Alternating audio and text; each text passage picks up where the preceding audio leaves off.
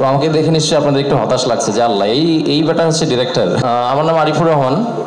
নিশ্চয়ই এখানে name plate যখন ছিল আপনারা ভাবেননি যে ডিরেক্টর যিনি হবেন ইনি নিশ্চয়ই অনেক হোমরা চোমরা কেউ হবেন।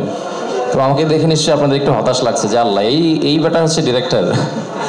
কিন্তু এইটা আসলে সাহস, মানে বাজি সিরিজটা করতে গিয়ে আমার কাছে মনে হয়েছিল যে আমি আসলে অনেক বড় একজন মানুষ, কারণ এতগুলো শিল্পীর দায়িত্ব কাঁধে নিয়ে একটা গল্প বলা এটা অনেক চ্যালেঞ্জিং একটা ব্যাপার ছিল।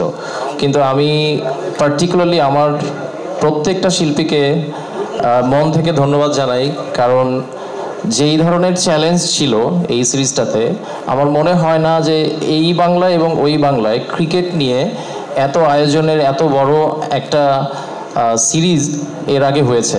তো আমাদের প্রত্যেকের জন্য এটা একটা power and at the same time এটা একটা রিস্ক, যেটা আসলে আমরা ঠিকঠাক মতো বলতে পারবো।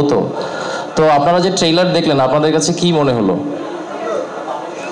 একটু আওয়াজ, এবার একটু আওয়াজ দেন, এবার একটু আওয়াজ দেন। না, এবার আমি বললাম, ডিরেক্টর বললাম, আওয়াজ দেন।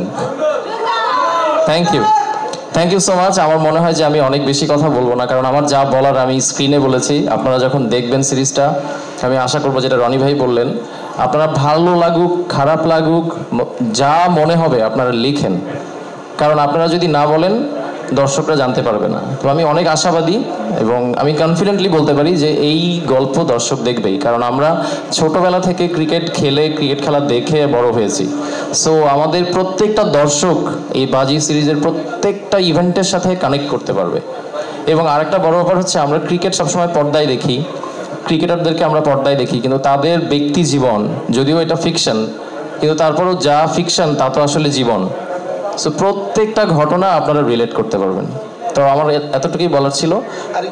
আর আমি আমার টিমের সবাইকে অনেক ধন্যবাদ জানাতে চাই, কারণ অনেক চ্যালেঞ্জিং একটা প্রজেক্ট আমরা করছি।